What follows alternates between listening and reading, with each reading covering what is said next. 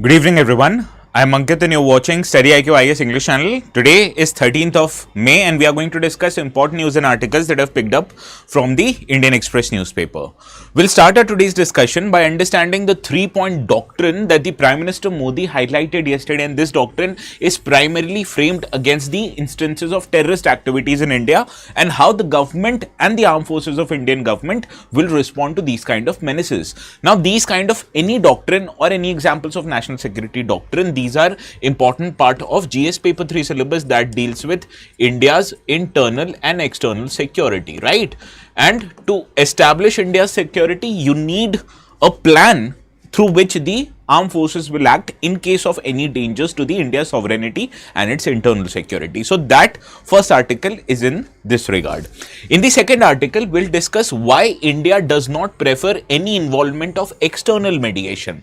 Now, why are we discussing this article? Because US President, and not just US President, but also Secretary of State and other important officials of the US government, they've highlighted their willingness to mediate between India and Pakistan so as to solve the issues relating to terrorism, issues relating to the dispute of Kashmir, and India in that regard has actually opposed this instances of mediation. So why is India fundamentally opposed to this third party involvement in the dispute with Pakistan, and what India prefers, that it prefers to solve this issue bilaterally, that is between India and Pakistan only. So we'll understand the reasons actually why India does not prefer the external mediation, and this is relevant from GS paper 2 perspective because we'll deal with how India interacts with other nations like Pakistan, like US in that matter, right? In the third article, we'll understand a very important scheme of the government of India. This is known as PM-SHRI scheme. And why PM-SHRI scheme is in news? Because many state governments, primarily the southern states of Tamil Nadu, of Kerala, and even in the eastern state of West Bengal, they've actually opposed implementation of PM-SHRI in their particular state. So what is the primary intention of the scheme? Why are certain state governments opposed to this scheme? We'll understand in our today's discussion. Now, these kind of schemes, which is a scheme relating to education sector, this is relevant from GS paper 2 perspective, particularly from two aspects. That is social sector with related developments of education is also there in GS2, and also any government policies for the weaker section, that is also there in GS paper 2. So we'll understand PM-SHRI scheme in detail, and we'll also try to understand why are states like Kerala opposing the implementation of the scheme. In the fourth article, which is an article which was left out yesterday, we'll be discussing the Turkish origin Songar drones that were used extensively by Pakistan in order to try and penetrate India's air defense system. But you understand, India's air defense system is so good, it destroyed all these kind of drones. So from our exams perspective, what becomes important are the features of the Songar drones, which are actually a Turkish origin drone. In the fifth article, we'll be understanding the Competition Commission of India and its new definition on defining what is predatory pricing. Now, what is the aim and objective of Competition Commission of India? To maintain exhibition of free economy in India, but instances of predatory pricing, particularly by large companies, actually does not make Indian economy free and fair. So in that regard, CCI's role is very important. So we'll try to understand the CCI's role and also try to understand what is predatory pricing and how it can be actually harmful for India. Now, in the sixth article, we'll be understanding the concept of total fertility rate. What is the concept of total fertility rate? What is the trend with respect to total fertility rate in India? How it differs from one state to another? And what is the meaning of total fertility rate? All of this we'll try to understand. And we'll also try to solve a PYQ of 2024, which directly asks the question relating to total fertility rate. Okay. And in the seventh article, we'll be discussing Ranthambore Tiger Reserve, which is a protected area in the state of Rajasthan. And this is in news because of forest ranger was actually killed by one of the tigers housed in the Ranthambore Tiger Reserve. So automatically these kind of protected areas which are in news, they become important from our exams perspective. Okay. So these are the 7 articles that we are going to cover today. The notes for this session, as usual, will be available on my Telegram channel. The Telegram channel is called as ATS Live. So go and subscribe to it if you still haven't, and you'll be finding the notes there after the session ends as I'll upload them. Now, good evening, Augustine, Baga, Bhanu, Binu, Priyalata, Bishwajit, Reshma, all of you, good evening. Now, while preparing, I have actually taken 7 articles today, but let's see how many articles we are going to cover. Now, the first article of the day will be discussing, which is this article in the front page of newspaper. And why this article appeared in the front page of newspaper, as you know already, Prime Minister Modi gave a nation address to the nation yesterday at 8 p.m. And this nation address to the nation was primarily about India's responses to the terror activities that occur from across the border from Pakistan, and how Indian armed forces, after the approval by the government, responded in kind, and more than that, against the terrorist organizations in Pakistan. And not just that, they even responded to the Pakistani armed forces. So in this address, Prime Minister Modi also gave a 3-point doctrine on how Indian government and Indian armed forces will approach any terror related activities in future, and how would it respond. So in that regard, we'll understand basically what is a national security doctrine, does India have a national security doctrine or not, and how these 3-point doctrine adds to India's approach towards terror. Right. Now, these kind of articles, these are important from GS paper 3, because it is a matter of India's internal security. Okay. So that is why we are going to discuss this particular article in our today's discussion. Now let us understand the context of our today's discussion. In his first address to the nation since the Indian military retaliation to the deadly Pahalgam terror attack, Prime Minister Modi declared that Operation Sindoor has defined what is known as a new normal. And this new normal is in form of India's national security doctrine. So from this aspect, or from this context, what we understand is important from our exams perspective. What is actually a national security doctrine? And another thing is, what is the new normal that PM Modi is trying to convey? Now, in this regard, let us first very briefly understand what is a national security doctrine. Now, basically, national security doctrine is a formal document, maybe a formal document that is presented by the government, and it outlines many things. First of all, it tells you what is India's national security objective, what is kind of threat that government thinks that India will be under. It may include internal threat, it may include external threat. And also, in case any of these threats become quite high, how will government of India, how will its armed forces and other security organizations will respond to these kind of instruments. Now, these kind of threats can not just be responded through military objectives. We also need to have diplomatic strategy. We also need to have cyber and intelligence strategy, so as to allow India to respond to these kind of threats. And all of these are mentioned in the national security doctrine. So any national security doctrine, it may include, first of all, what is the national interest in India. Now you understand, India is a diverse nation, which not just includes population belonging to different religion, but it also includes people belonging to different caste, creed, and as well as speaking different languages. So what is important for a diverse nation? That is, a diverse nation should maintain a communal harmony. But we understood, since terror attacks happened especially in Pahalgam, it particularly targeted people belonging to Hindu religion, and automatically these kind of terror related activities which happened from across the border, it may in certain circumstances lead to communal disharmony. So naturally it will go against India's national interest. Similarly, India is a country that particularly cherishes its national sovereignty as well as territorial integrity. So any actions taken by another nation which harms our territorial sovereignty and integrity, it also violates our national interest. So this is how any national security doctrine actually tells you what is India's national security interest. Similarly, it identifies different kind of threats, and these threats can be internal threats like Naxalism. Similarly, it can be external threats like terrorism emanating from countries like Pakistan. Also, it tells you how the national security policy and strategy will be guided in case of any threats that may emerge from India or from outside the country.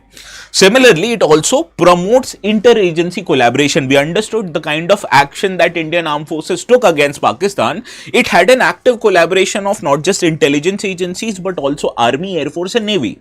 That in future, what we need, that in case we need Navy to take action, Navy will also coordinate closely with the other important national security agencies, and also it may play a key role in coordinating and influencing India's foreign policy objectives, how Indian foreign policy will approach to certain kind of threats, how it will make other countries amenable to India's interest. This is also or this can also be included in a national security strategy or a national security doctrine for that matter.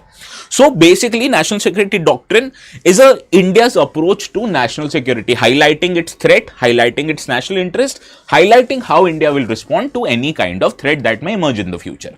Now, why is national security doctrine so important? First of all, it ensures a cohesive and proactive national security approach so that our national security approach is not reactive or fragmented. Suppose right now India does not have a vociferously defined national security doctrine. So in that case, India's reaction to any terror-related activities may be reactive or may be fragmented, that we do not plan everything before we will take what is coming to or happening.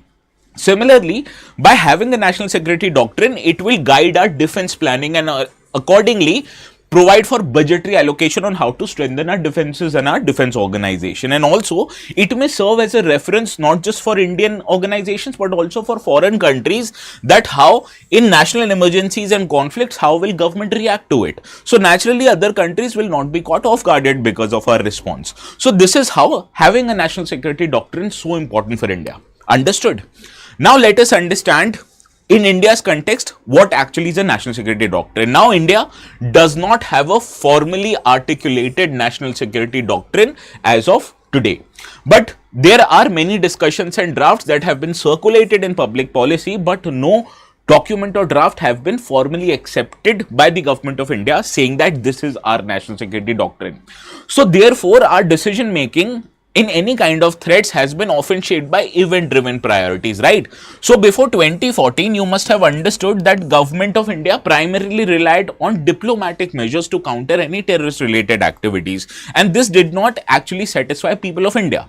So after 2014, when the new government came into power, we saw that during the Uri attacks, Indian government responded with surgical strikes.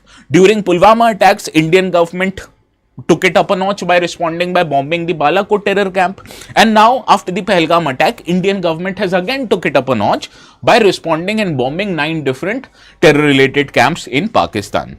So therefore, India's national security decision making is currently driven by event driven priorities like cross border terrorism, and in some cases we are also responding to internal threats like Naxalism. Now, various think tanks, military veterans and strategic experts have repeatedly called for having a formal doctrine to bring a clarity and long-term vision. Now, for example, with respect to India's nuclear weapons, India has a doctrine saying that India subscribed to no first use policy, but in case of a nuclear attack, India will respond to what is having a common minimum deterrent, and this response will be quite brutal so that it will cripple the opposition's everything, right? So this is what India's nuclear weapons doctrine is, but when it comes to formal security doctrine, there is no formal security doctrine currently. Now, yesterday, what Prime Minister Modi highlighted was the first instances of how Indian government would respond to any terror-related strikes in future. So let us understand what were the 3 points that the Prime Minister Modi made. He said that India will decisively retaliate on its own terms in cases of a terror-related attack. So if there is a terrorist attack on India in future, the government will give a befitting reply, and this befitting reply will be on our terms only, that no other nation can dictate what India can and cannot do in cases of terror attack, and India's response will only be on its own. India's response will cater to India's needs, India's threats, and accordingly India's armed forces will respond in that regard. Similarly, we will take strict action at every place from where the roots of terrorism emerge, and it is not just a sign to Pakistan, it is also a signal to other countries that if you perpetrate terrorist organizations who undertake terrorist related activities in India, India will make no exceptions in responding and destroying these terror related organizations where so they might be located. Understood? So this was the India's first point doctrine. Now let us understand what is the second point that the Prime Minister Modi made.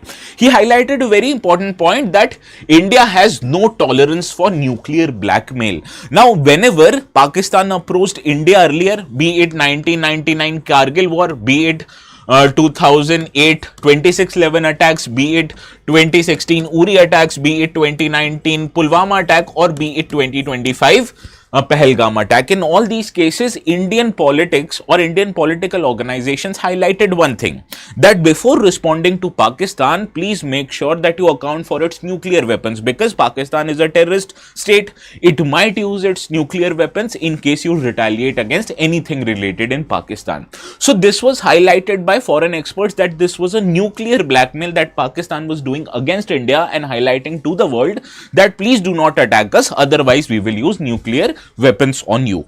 But this nuclear blackmail has been, or this bluff has been called by the Indian government by bombing terror related camps in 2019 and 25 and conducting surgical strikes in 2016. So therefore Prime Minister Modi once again highlighted that India will not tolerate any nuclear blackmail, and India will strike precisely and decisively regardless of the fact that the host country has nuclear weapons or not, and India's response will be dictated whether or not there are terrorist related hideouts in that country or not. Understood? And the third point that Prime Minister Modi made, that India will not make any distinction between terrorists and their sponsors, particularly the Pakistani government and the armed forces, right? So in that regard, world has often called India to segregate the terrorist related organizations in Pakistan, and have highlighted that Pakistani state apparatus or non-state actors, they are not involved in perpetrating terrorism, but India has actually denied this particular thing. Why? India highlighted that during Operation Sindoor, whenever they killed terrorists, in the terrorist funeral, there were presence of Pakistani army officers, and this highlights, or this is a very strong evidence of why this terrorist activities in Pakistan is actually supported by state actors in Pakistan, particularly the Pakistani army. So in this way, Prime Minister Modi has once again highlighted that India does not differentiate with terrorist organizations like LET, like Hizbul Mujahideen, like Jaish-e-Mohammed and their sponsors, that is Pakistani government and its Pakistani army. And India will continue to take decisive steps to protect India's interest or its interest of citizen from any threat that may emerge from any part of the world. Understood? So these are the 3-point responses that the government of India made, highlighting that India will respond through violence against terrorism. India will not pay heed to whether Pakistan has nuclear weapons or not, and India will not segregate the terrorist organizations and their sponsors, that is Pakistani government and its army. Understood? So this is the first time India has formally highlighted the red lines which the Pakistan shouldn't cross, and if they cross in certain circumstances, India will retaliate. Understood?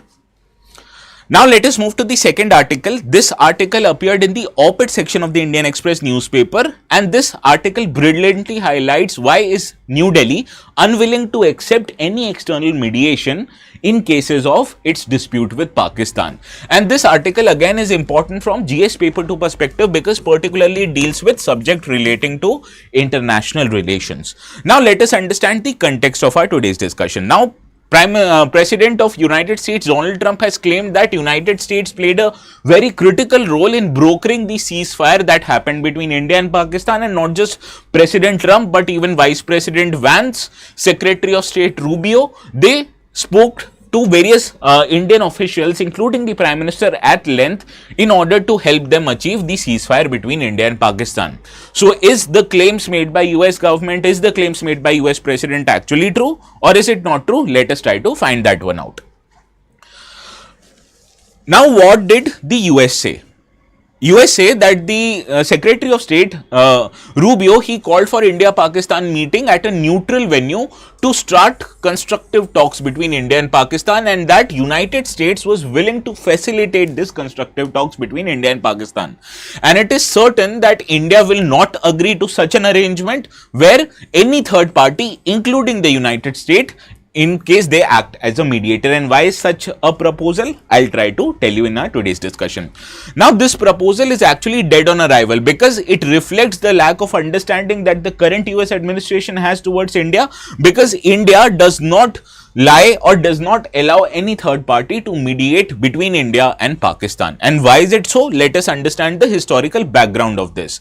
Now India's stance of not allowing any third party in its dispute with Pakistan stems from what is known as Simla Agreement, and Simla Agreement was signed between India and Pakistan in 1972, and this was a peace treaty actually that was aimed at restoring the relations between two countries after the 1971 India and Pakistan war. And what happened during the 1971 India-Pakistan war?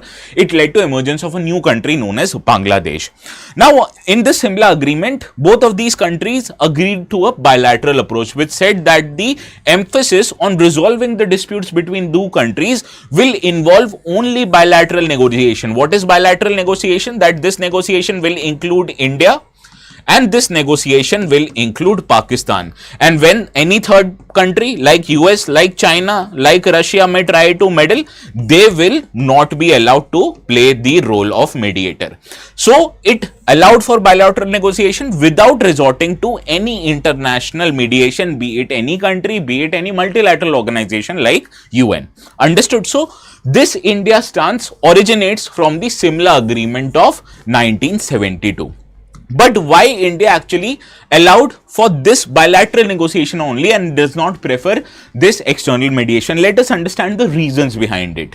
First, that India has historically maintained a very strong stance on what is known as non-alignment, and after 1991, India has highlighted that it has an ability to make autonomous decision when it comes to international relation, and this is termed in India's context as strategic autonomy. So, any country being non-aligned with any major power and having a strategic autonomy would automatically not want involvement of any third party, especially when this foreign power on an international organization, it might dilute India's control over the negotiation process and might compromise its position as a regional power. What India wants to say that it is a good country on its own, it is a regional power in this particular piece of land and geography, and therefore it would not want any country to have a say in this matter. Why? Because the dispute of who controls actual Jammu and Kashmir is a matter related to India, because India has a formal agreement with then Maharaja of Kashmir saying that Jammu and Kashmir is an integral part of Indian Union. But when Pakistan disputes it, it is only willing to solve this issue with Pakistan and no other country to be involved, because it jeopardizes India's attempt to have a strategic or autonomous decision making in the international sphere. Another factor that drives India's decision of not preferring external mediation is India's history for undertaking past mediation. Now, if you remember, during the time Prime Minister Nehru was the Prime Minister of India, on the advice of Lord Mountbatten, India approached the United Nations to solve its Kashmir dispute with Pakistan. So, this historical attempts at third-party mediation, particularly the United Nations, this has not led to any practical solutions, and not just it has solved conflict, but it has actually prolonged the conflict, because we saw UN actually acted in bias in favor of Pakistan and it did not pay heed interest to India's legal control over Jammu and Kashmir, and therefore India believes that multilateral talks are not a good way to go, and hence it prefers that bilateral talks, though it might be difficult, they are more realistic and productive when it comes to resolution of the dispute. And India's experience, particularly with respect to UN, has played a key role in this regard, because UN acted in bias in favor of Pakistan and against India's interest. Another factor that actually prevents India from taking external mediation, that India does not want to internationalize the Kashmir issue. Pakistan historically has tried to internationalize the Kashmir issue in the forums of UN, saying that it is as important an issue like Israel and Gaza, Israel and Palestinian issue, or the issue that happens between other countries, and India opposes this kind of argument, saying that Kashmir is an internal matter, particularly because Jammu and Kashmir is an integral part of India's territory, and at most it is only willing to accept that this is a bilateral issue between India and Pakistan, and not at any cost, it is not an issue between India, Pakistan and any third country. So accepting a mediator in terms of India would actually give legitimacy to Pakistan claims, highlighting that it is an international issue, and automatically it will bring more international attention to Kashmir dispute, which India wants to avoid. Therefore, it does not prefer any external mediation in this regard. Understood? Now, another factor that drives is the concerns of bias and influence. For example, just assume that India wants the help of United States, Russia or China in this regard to play the role of mediator. But you also know that any third party mediator will also be influenced by their own geopolitical interest, right? Why would they pay concerns to Pakistan and Indian interest? Because they might also have an interest in the region. Because India is a growing country, be it militarily, be it economically, and no any major power would not want India to grow. So therefore, be it US, be it Russia, or be it China, they would automatically want India to get engaged in these kind of disputes and not grow economically and militarily. Therefore, these countries might have their own agenda, making them unreliable and biased. And therefore, India prefers not to put this sensitive national issue in the hands of potential partial actors, and therefore, India does not prefer external mediation in this matter. Understood? Any doubt?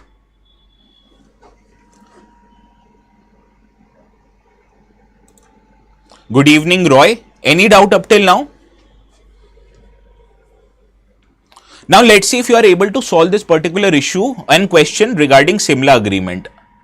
The last option for this question is option 1, 2 and 3, all. Right?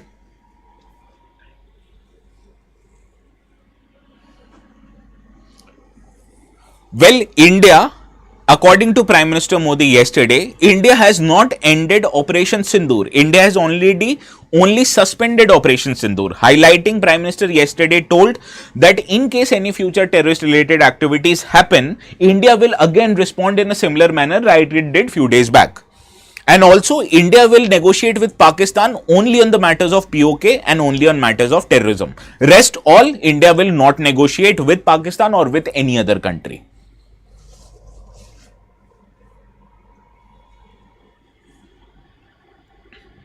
Well, Baga Springs, this is an ongoing development. You, I, or anybody in this session won't be able to tell how Prime Minister Modi is thinking or how other important political and defense related actors are thinking. Okay, it's their job. They have been chosen for that. Let them do their job. Let us do our job, analyze and solve important questions. Okay.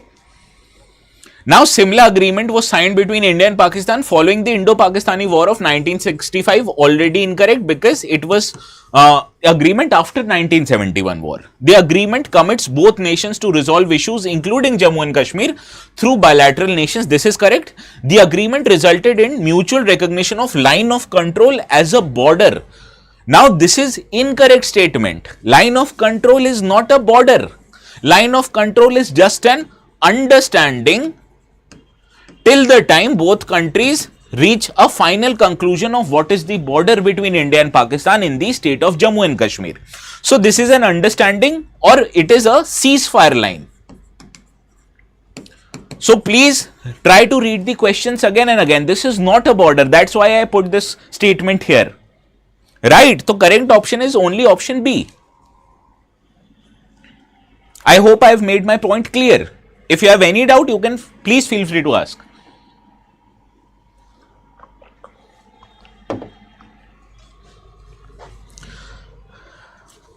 Now, various aspects of international relations like the relations that India has with Pakistan, how is it gotten better, how is it gotten worse? That is a part of international relations syllabus, right? And international relations syllabus, we just don't deal with India's relation with Pakistan. We deal with other important neighbors and not just neighbors, but also major superpowers in the world, be it US, be it the erstwhile USSR, now Russia, and be it China. So, all of this is a part of foundation level teaching that we do and we take, whereas subject matter expert will take your IR classes. Similarly, other teachers will take your polity, economy and respectively the other subjects also. And this is provided in the prelims to interview P2I foundation batches. The admissions for May evening batches, these are ongoing right now and they will close on 15th of May. And let me tell you, next year also it is expected that the exams will happen in around May and June. So, right now in May 2025, it is the best opportunity and best time for you to take admissions in case you are aiming for the next year's prelims examination, right? To take admissions in one of the three batches, gold, platinum and diamond, it is up to you. But my recommendation to you is take diamond batches because all the benefits of StudyIQ IS platform, these are available in diamond batches, right? To take admissions in one of these batches, what you need to do? You need to go to our website, StudyIQIS.com.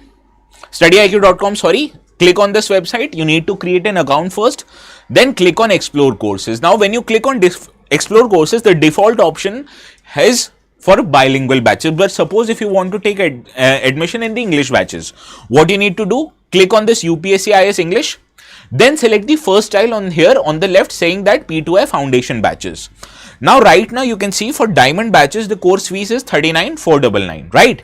But let me tell you a way where you can get even more discounts as compared to this amount using the code which is flashing on the bottom half of your screen, right? Click on buy now. How to apply the code? Let me tell you. Here you have an option to add promo code. Write promo code called as ATS live. Okay. ATS live and click on apply. When you click on apply, see the discount for 7,000 rupees is applicable and the course fees for diamond course now is 32,499. Similarly, for platinum is 27,500 and for gold is 16,999. My advice to you is to take diamond batches because as I've told you, all the benefits of StudyIQ IS platform is available here, and do not forget to add the code ATS live to save 7,000 of you and your parents' hard-earned money. Understood? Now, let us move to the next article of the day.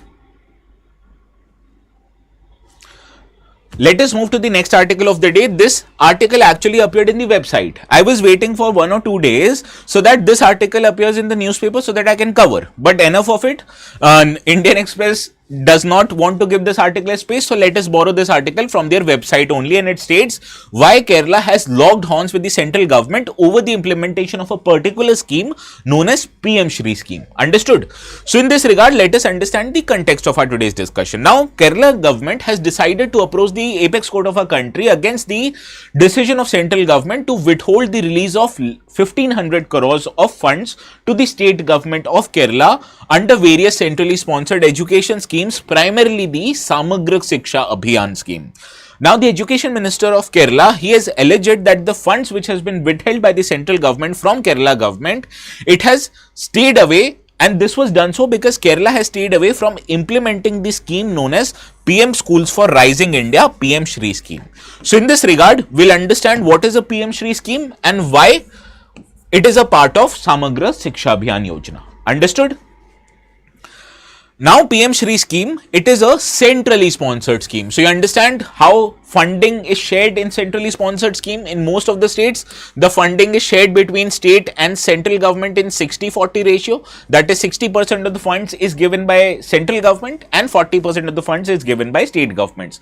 But for economically backward states and geographically isolated states like northeastern states, Himalayan states, here the fund arrangement changes to 90-10, right? So 90% of the fund is given by state government, central government, and 10% is by state government. Now, this is a scheme by Government of India aimed to establish over 14,500 PM-SHRI schools by enhancing existing schools and to showcase the implementation of National Education Policy 2020. So, please pay close attention to the words that I've highlighted in red. It wants to enhance existing schools, and how it wants to enhance existing schools? By creating an inclusive and nurturing environment that promotes well-being of students and also offering a diverse learning experience and access to quality infrastructure and resources. So this is the objective of the scheme. Let us understand how the government wants to fulfill this objective of the scheme. Okay. Now, in this scheme, first, this scheme will be applicable for 5 years, that is from 2022-23 to 2026-27, and after the completion of this 5 years, it will be the responsibility of governments of state and union territories to continue maintaining the schools at the quality which the central government has left under this scheme. Now, the funding for this scheme has been provided for 27,316 crore for 5 years, and with this, the central government will provide 18,128 crore as a part of their central share, and rest will have to be provided by the respective state governments. Understood? And the state government, they need to confirm their participation in the scheme by signing a memorandum of understanding with Union Education Ministry. Understood? So this is what the scheme is all about. Now let us understand what are the key features of the scheme or how the scheme wants to fulfill the objective of providing quality education and diverse learning to the students in India. Now it wants first of all to enhance the infrastructure of the schools by creation of modern labs, good libraries having all kinds of books, and art rooms which will enable the students to get these kind of benefits from the school. Also, it will try to integrate the technology. How? By establishing smart classrooms, having digital learning tools like smartboard. The one you can see, instead of blackboard, I'm using a smartboard, right? So similarly, these kind of boards will also be installed in the classroom so that the students will get a holistic appreciation of the teaching, so that I can play a video on this and make students learn through a better way. Also, it wants to improve holistic learning approach. That is, students will not just be using the books, but it will also include play-based learning in early years and also utilize flexible teaching methods. The fundamental aim is to help students learn better. Also, it will improve on prioritize the learning outcomes with competency based assessments that will apply knowledge in real life situations. So the test won't be the usual test that you and I had given in the schools. Like, the test will be modified so as to incorporate the fundamental learnings, that using different kind of testing abilities, not just writing answers blindly, will help students learn better. Also, to assess the quality levels of the school, it will have to adhere to school quality assessment framework, which will help school regularly evaluate and maintain high standards as originally envisaged by the scheme. Understood? So these are the key features. Mostly it is to enhance the teaching experience, enhance learning experience, and enhance the existing infrastructure in the school by creating modern labs, establishing smart classroom, digital boards, etc. Understood? Now, which schools are eligible to become a PM-SHRI school? What you need to understand: schools managed by central, state and union territory governments or local bodies, they are eligible to enroll for the scheme. And also all Kendriya Vidyalayas and Navodaya Vidyalayas who are non-project and are running from permanent buildings, these are eligible from the school. So what you understand? Are private schools eligible for the scheme? The answer is no. Only government aided and managed schools, they are eligible, be it central government schools, state government schools, union territory schools, or Kendriya Vidyalaya or Navodaya Vidyalaya. Understood? Now, what is the criteria for selection of the schools? Now, the schools will be selected through a three-stage process. What is the three-stage process? First, the state government will enroll for the scheme by signing an MOU with the central government's education ministry. Second stage includes the state government will identify eligible schools based on UDISC plus score, which is a unified district information system education data. This data will be used to identify good schools, and the states will highlight these are the good schools in state. And third is a challenge method, where eligible schools highlighted by the state government, they will compete among themselves to fulfill a certain criteria which will be given by the union ministry. And states and union territory government, they'll verify the claims and recommend schools based on this challenge method, and an expert committee headed by the Union Secretary of Education will make the final selections of the eligible schools under the scheme. And please understand, no private school is eligible, only the government aided and run schools are eligible. Now, why the scheme is in news? So far, 12,400 schools from primary level to higher secondary level in 670 districts across the country have already become a part of the scheme. But what you need to remember, schools which are under state boards of Kerala government, Tamil Nadu government and West Bengal government are not a part of the scheme. And this is because these states have refused to sign the MOU with the Union Education Ministry to make them eligible for the PM-SHRI scheme. And in this regard, why has Kerala government not signed the MOU? Because Kerala government, you understand, is a government led by the party known as CPI Marxist. Okay. Now, this Kerala government has opposed the PM-SHRI school primarily on political grounds. First of all, it is saying that it is a part of NEP, and according to Kerala government, NEP is a tool for saffronization, which is a political issue. Okay.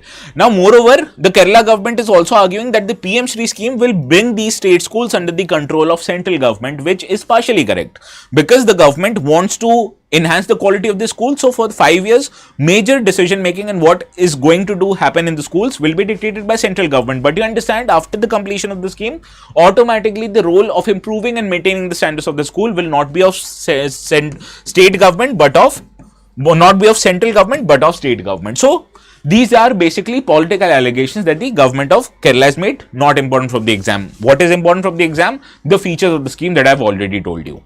Now, Kerala government has said also that it has already implemented some of the elements in PM-SHRI scheme. First of all, that on the infrastructure fund, the government is saying that we have created so much infrastructure in nice years that the state has made major progress in case of school infrastructure. And also 40,000 smart classrooms in numerous schools have been established which already have a broadband connection.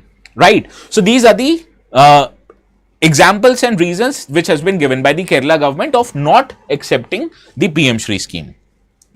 Now, another important fact that emerged from this news article saying that the government of India is not providing funds, and it is not providing funds to Kerala government for implementation of Samagra Shiksha Abhiyan. Now, Samagra Shiksha Abhiyan is an umbrella scheme for school education. You understand what is an umbrella scheme? any major scheme that covers all the aspects of school education, and there are sub-components of the scheme, one of which is PM SHRI scheme. So this Samagra Shiksha Abhiyan is an umbrella scheme of school education, and it is again a centrally sponsored scheme which is aimed at ensuring universal access to quality education, be it from primary to higher education level, and it supports states in implementing Right to Education Act of 2009, which guarantees free and compulsory education to children in India between ages 6 to 14 years of age. And this scheme includes schools infrastructure development, which is a part of PM SHRI scheme. But besides infrastructure, it also wants to improve teacher training and recruitment process. It wants to improve learning outcomes of students who are enrolled in these schools, and also want to ensure inclusive education, particularly for students belonging to disadvantaged groups. So this is basically what is Samagra Shiksha Abhiyan. What you need to understand, Samagra Shiksha Abhiyan is a umbrella scheme, and under which PM SHRI scheme is one of the components of Samagra Shiksha Abhiyan. Understood? Now let's see if you are able to solve this particular question quickly.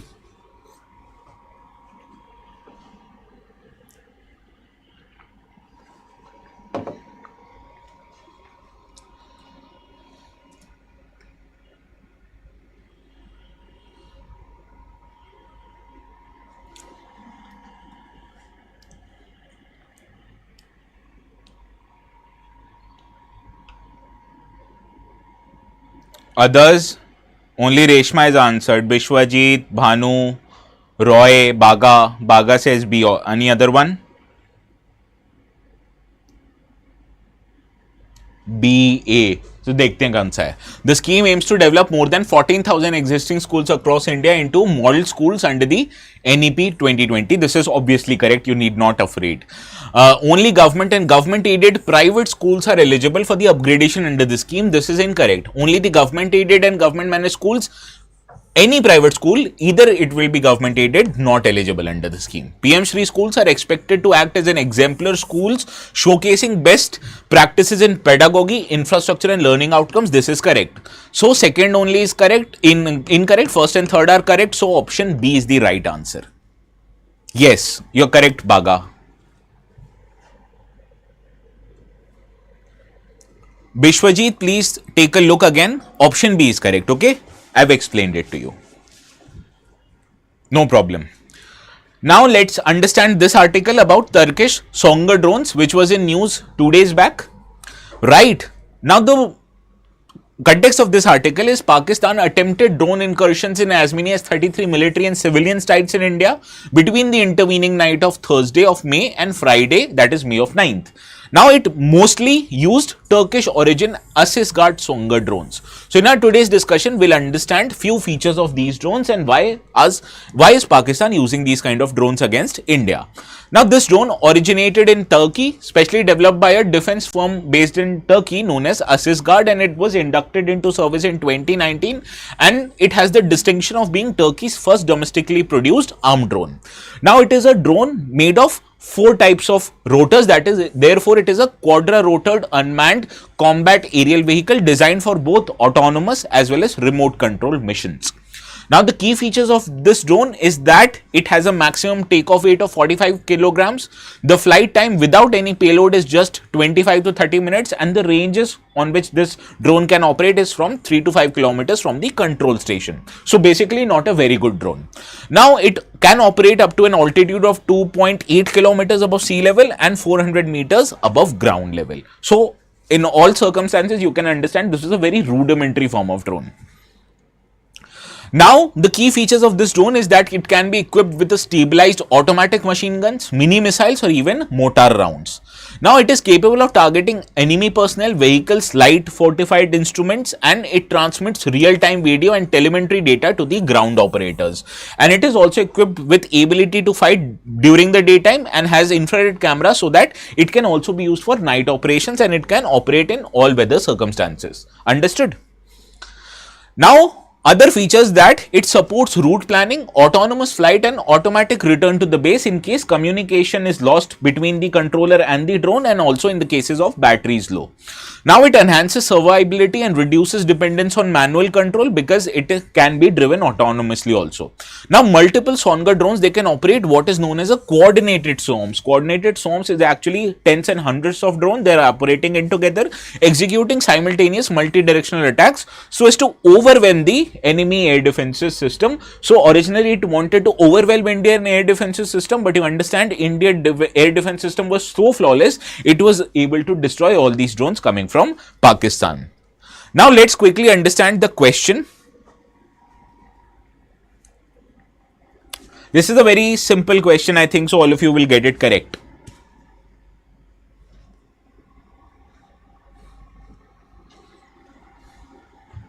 Yes. Now let us move to the next article. This I have taken from the website of the Indian Express. It states CCI, that is Competition Commission of India, it has notified a new definition to curb what is known as a predatory pricing. So in this regard, let us quickly understand the context of our today's discussion. CCI has revised the definition of various cost measures it will apply in assessing whether a company's pricing of goods and services constitutes what is known as predatory pricing. So in this discussion, what is important? First is Competition Commission of India and another is what is predatory pricing. Let us cover the predatory pricing first. Now, if any big company reduces the prices of its products so low that it automatically is taking loss from that product, that is called as predatory pricing. But you know why company is willing to sell product at a loss? So that it will drive the competitions out of market. So formally, this is a form of anti-competitive behavior where a company lowers the prices to drive out its competitors, and after the competitors shut their shop, they will establish a strong market position themselves. Now, the goal of doing or undertaking this predatory pricing is eventually to raise prices once the competition is weakened or removed. So, let us understand how the predatory pricing works. Now, first, suppose there are three companies in the market known as A, B and C. A is a very big company, B and C are startups. Just assume that.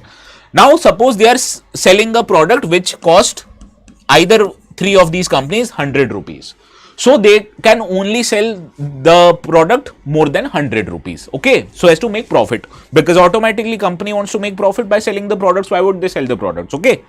But suppose A is a very big company and it is selling not just one product but multiple products. So suppose it reduces the price of that product to 60 rupees and it is making a loss of 40 rupees on a particular product, right? But company A sells product at lowest prices, and automatically if a product which is 100 rupees worth of product, and if companies B and C are selling it at 100 and 120 rupees, and if company A starts to sell this product at rupees 60, why would you buy products from companies B and C? Because they are A selling it at much cheaper cost, right? So in that regard, company A is making extreme losses, but in that case A company is big, so it can take losses. B and C are startups, so they are not able to reduce the prices. So automatically when consumers start procuring products from company A, automatically B and C will go out of business. And once B and C go out of business, company A will make this market a monopoly, and eventually when company A is the only company selling this product, they will raise the prices of this product to say 200 rupees, and you have no other option but to buy this product now at 200 rupees because no other company is making this product. So this is basically how predatory pricing works. First, a big company tries to reduce the product price and they are willingly trying to make a loss from this product so as to drive other companies out of the market. And once other companies shut their shop, they try not to sell the product, then company A becomes a monopoly in this market and they will bump up the price as much as they want.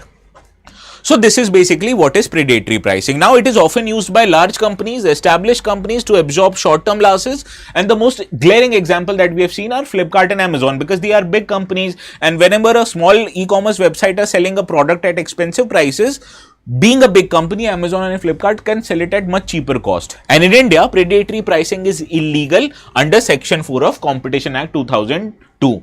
And it is illegal because it ultimately will create a monopoly in the market and eliminate the choices for products for the consumers like you and I. Understood? So this is what predatory pricing is. Now, Competition Commission of India is a statutory body in India which was established by Competition Act 2002, and Competition Act 2002 was brought by Government of India to replace Monopolies and Restrictive Trade Policies Act of 1969. Now, this Monopolies and Restrictive Trade Policies Act, it was a part of India's license permit Raj regime, and when Government of India actually liberalized its economy, one of the decision was to remove this act, and to replace this act, a new act, Competition Act 2002 was brought, and ultimately this body, that is CCI, was established in 2009 from this act only. Now, this is a quasi-judicial body, which means it has some judicial powers and it functions under the Ministry of Corporate Affairs.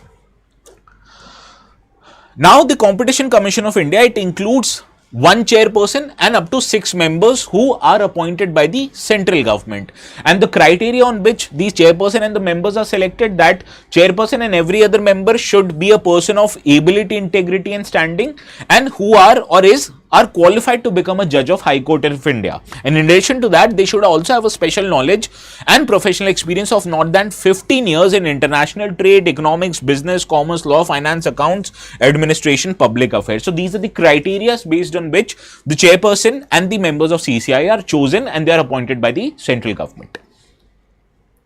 Now, the objective of establishing CCI was to promote and sustain competitive environment in Indian economy, and this can be done by engaging with stakeholders, government as well as international counterparts. Now, an important amendment to this Competition Act 2002 was made in 2009, and it provided for an establishment of an appellate tribunal known as COMPAT. Now, in case of any grievances by the decision made by CCI, the companies could have approached COMPAT as a appellate tribunal, right? But in 2017, COMPAT was replaced by NCLAT as the appellate tribunal for CCI orders. So now, if any order is passed by CCI, the companies can appeal this order not to COMPAT but to National Companies Law Appellate Tribunal. Understood? Now, the most recent development that has happened with Competition Commission of India under the Digital Competition Act of 2024 was the bringing of ex-ante regulation. So, what is ex-ante regulation and how is it different from ex-post regulation? Let me tell you. Now, earlier, for CCI to play a key role in anti-competitive prices or anti-competitive practices involved by company, the CCI could have only acted after that move had been made by the company. So, suppose if Amazon starts to sell a product at a much cheaper price, which means it is selling a product at a predatory pricing, but the company or Amazon could only be stopped by CCI after they have enlisted their product at a much cheaper price. But in digital age, we understand the companies or big companies have a potential to disrupt the market quickly. So this brings my attention to the fact that CCI or other regulatory bodies should have a power to act even before the decision needs to be made in order to promote monopoly practices, and this is what is called as ex-ante regulation. Ex-ante regulation means that if CCI can preempt the move by digital companies and act even before the anti-competitive practices has happened, this is called as ex-ante regulation. Earlier, the CCI only had ex-post regulation. Now they also have the power to undertake preemptive measures under the ex-ante regulation. Understood the difference? Well, at the time of Jio, there were many different discussions. Jio actually did not sell any product at a cheaper cost. It was selling it for free, and it undertook at the pretext of testing of the network, right? Now, let's see if you are able to solve this particular question.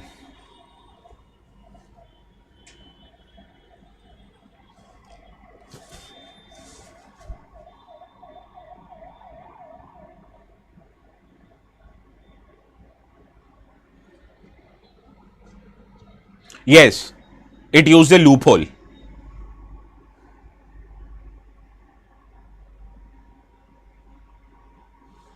Yes, option D is the right answer because you look, both of these are interchanged. This is basically the definition of ex ante and this is the definition of ex post.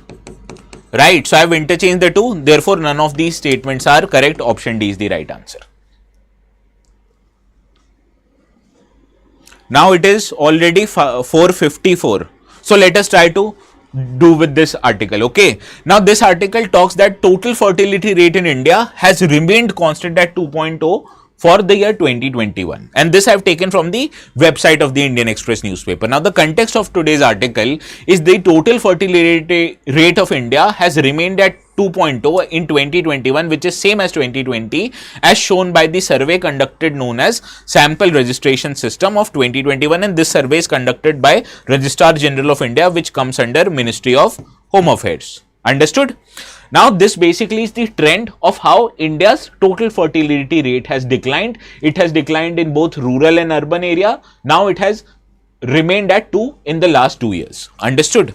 So what is basically total fertility rate? Total fertility rate is an average number of children that a woman in her reproductive age, that is between 15 to 49 years of age, will have in case she undertakes a normal pregnancy, right? And it is experienced at a current age specific fertility rates throughout the period. So how many children each and every woman gives birth to, this is taken into account. What are the different regional specifications where women, how many women in UP are giving birth to, how many women in Maharashtra they are giving birth to children, all of these are used. What you need to remember, this is not the actual number of children the woman has, but only a statistical based estimate based on current birth rate. So technically, one woman in India might give birth to 5 children, some women in India might give birth to 1 children. So this basically is a statistical estimate and an average how many amount of children a woman in her reproductive age is giving birth to. Right? And why this TFI or TFR is so important? Because TFR, it helps us understand whether population is growing or shrinking or being stable over time. Now to make population stable, what you need to achieve is the figure of 2.1 of TFR, which is called as the replacement level of fertility. Why is 2.1 a replacement level of fertility? Why not 2? Now 2.1 means that each couple is replacing themselves with 2 children, and you add extra 0.1 to account for children mortality or in case women do not give birth to any children. So these are taken into account by adding 0.1 extra to the 2 figure. So therefore, for replacement level of fertility, a country needs to achieve 2.1 of TFR, which means if a country achieves 2.1 of TFR, its population will remain stagnant. It won't grow, it won't fall down. So automatically, if the TFR of any country is greater than 2.1, it means the population is growing. Whereas if the TFR is less than 2.1, it means the population is reducing. Understood? Now examples of TFR, India's TFR as per the recent survey is 2.0, which is below the replacement level, and it states that the population level in India is stabilizing. Other countries like Japan and South Korea, they have a very less TFR, which is around 1.3 and even lower, which means their population is easing and now their population is shrinking. Compare this to sub-Saharan African countries, some of them has TFR over 4 and 5, which means they are having a rapidly growing population. So this is how it indicates the population level and demographics of a country. Now some related facts which were given in the article. Highest TFR in India is in Bihar, that is 3. The lowest TFR is in Delhi and West Bengal, which is very near to the values in Japan and South Korea, that is just 1.4. Now the composition of our population, that is between 0 to 14 years of age, we have seen decline in population from 41.2% in 1971 to 24.8% in 2025, and this one where TFR was quite high. Therefore, as our TFR is reduced, so the population between 0 and 14 years of age has also reduced. Now, what is growing is that population in working age, that is increased from 53.4 to 66.2, and this is also known as, India is between what is known as demographic dividend, right? Similarly, the population between more than 60 and 65 years of age, they have increased because of improvement in healthcare facilities, right? Now let's see if you are able to solve this PYQ of 2024.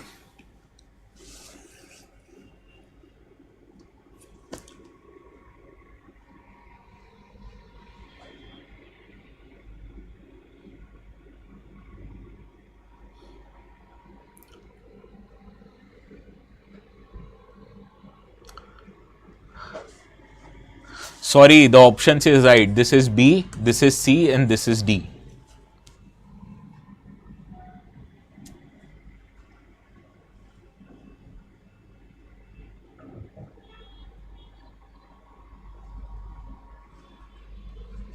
Yes, last option. The average number of live births a woman would have by the end of her childbearing age. This is the right answer of total fertility rate. This is the last year's PYQ. So let's end our today's session. This is the article which is remaining. We'll do it tomorrow. Okay. So I'll see you again tomorrow. Please download the notes from the channel ATS Live. Okay. I'll see you tomorrow at 4. Please have a